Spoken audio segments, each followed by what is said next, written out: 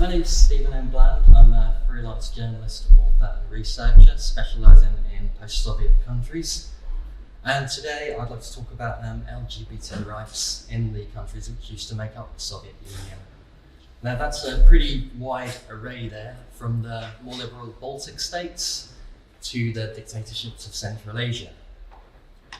And as it's Armed Forces Day, I think it's worth mentioning that there's only 6 of the 15 countries which used to make up the Soviet Union in which LGBT people can serve in the army. In the most liberal of these states, Estonia, all anti-gay discrimination is banned, same-sex marriage is recognised, and gender reassignment is legal. It's also the only country where LGBT people who are unmarried can adopt. On the other end of the scale is Uzbekistan, where being a gay man can land you 3 years in prison. And this is in a country where it's widely recognised that the former dictator used to have his enemies boiled to death. Human Rights Watch has found numerous cases where gay men were extorted by the police, so their sexuality was not revealed, and they have reasons to be fearful.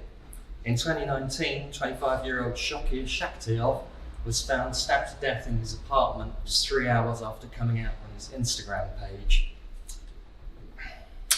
Following the Russian Revolution of 2017 and the discarding of the Tsarist legal code, the Soviet authorities stated that heterosexual relationships and homosexual relationships were now equal under the law.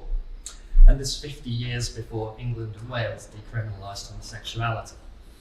In 1918, Georgy Chicherin, an openly homosexual man, became the People's Commissar of Foreign Affairs.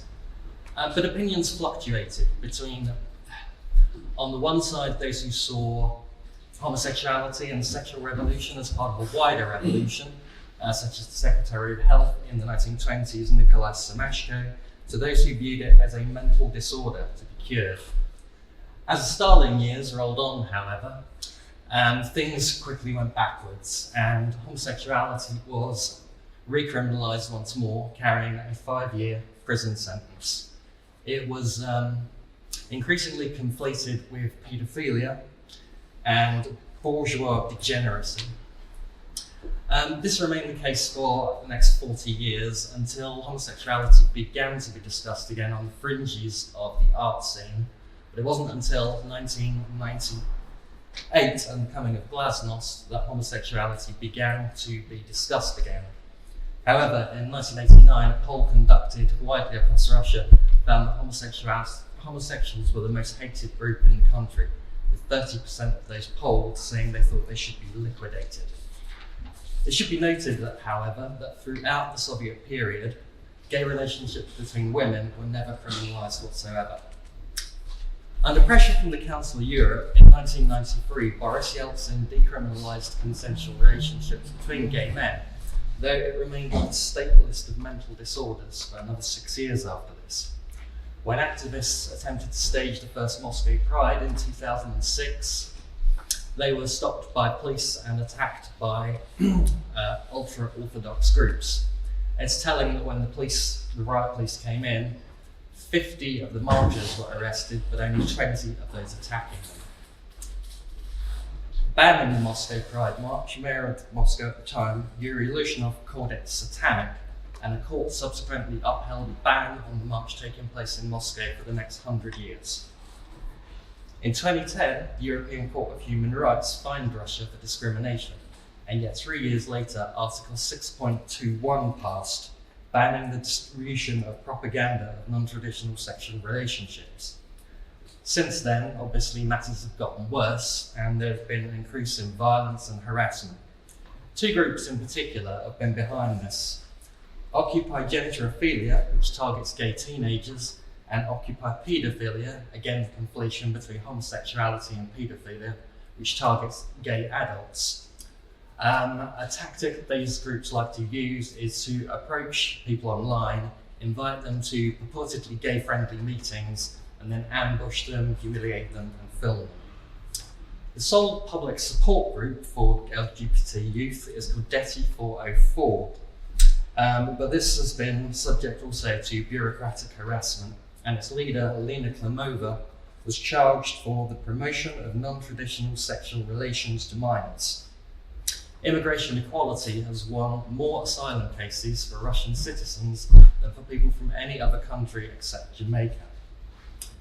Despite a law banning them, the number of street protests by LGBT groups has continued to rise, but the number of people that attend them is normally quite small, as they are likely to be attacked by ultra-religious groups and anti-gay protesters.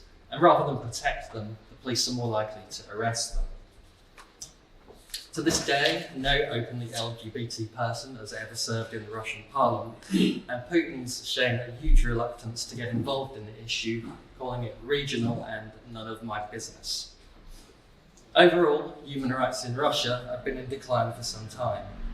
The head of the parliamentary delegation in the Council of Europe ran a campaign depicting security forces beating up gypsies under the slogan, "Let's rid Moscow of trash." The neo-Nazi Russian National Unity movement continues to grow, and the Putin youth movement, the Nashi, attempt to build a cult of personality around him whilst harassing his opponents. In 2017, a law was passed making moderate domestic violence no longer a criminal offence but an administrative offence, and this is in a country where a woman dies from domestic violence every 40 minutes. In 2019, another law was passed making journalists, bloggers, and even those who post on social media be able to be called out as foreign agents and arrested. Way back in 2004, Putin had already used the Beslan school siege to end the direct election of federal republics, and instead they would be filled by proposed candidates. And this leads us to the worst example of all, Chechnya. In its pursuit of a cult of personality, everything in the capital of Chechnya, Grozny, the city's name literally meaning menacing, is named after the current leader, Ramzan Kadyrov, or his father, Ahmed. The local football team was renamed Ahmed Grozny, and the likenesses of the pair are plastered all over the buildings, even on mosques.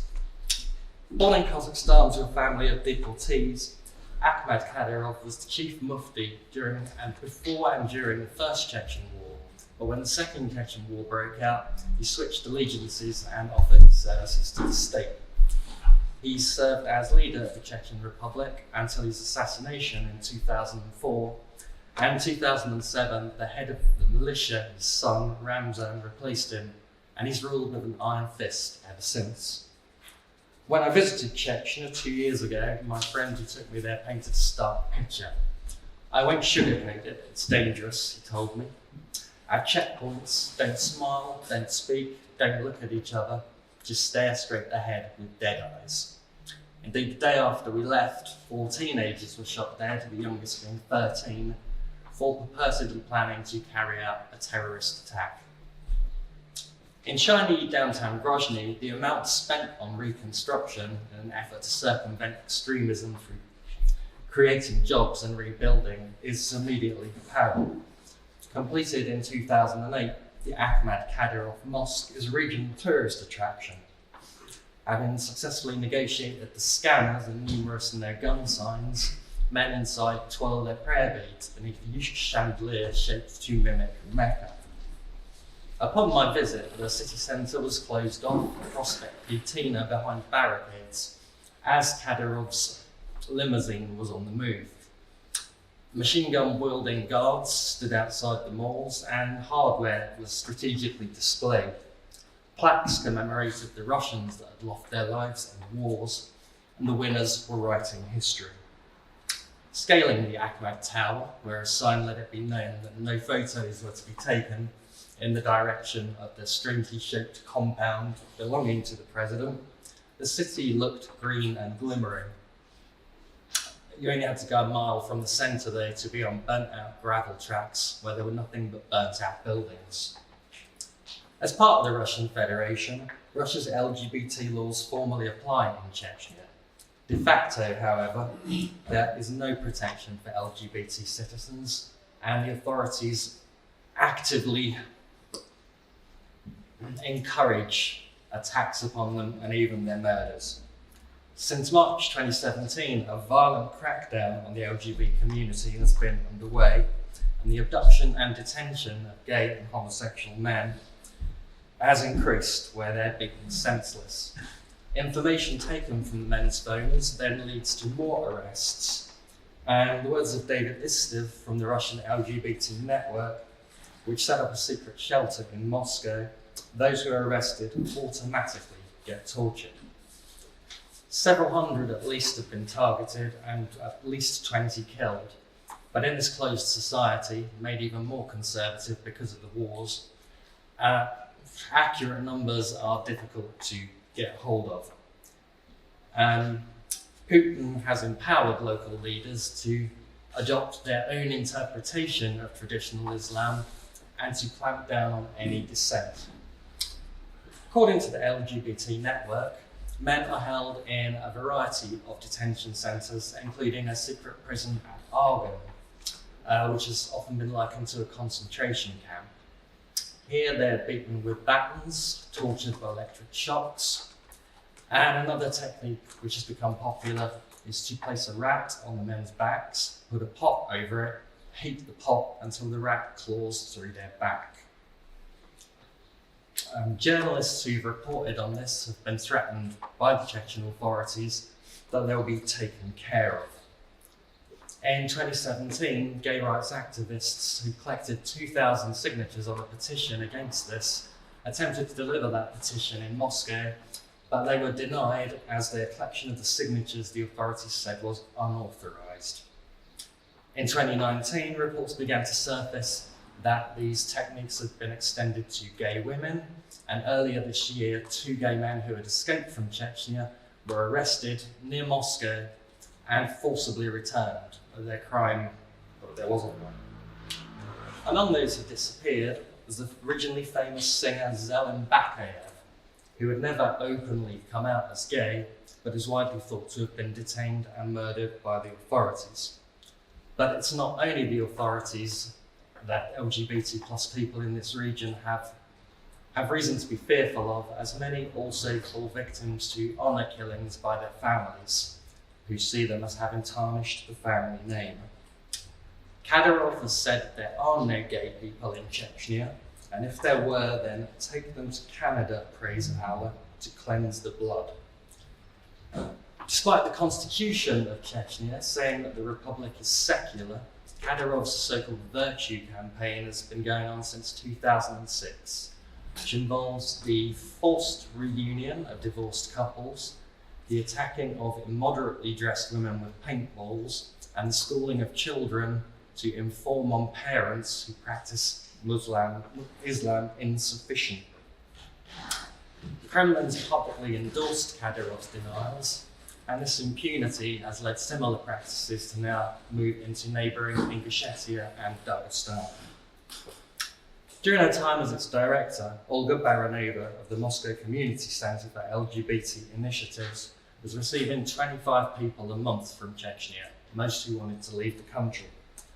Foreign partners and the LGBT community around the world were helping fund and with the logistics of these efforts.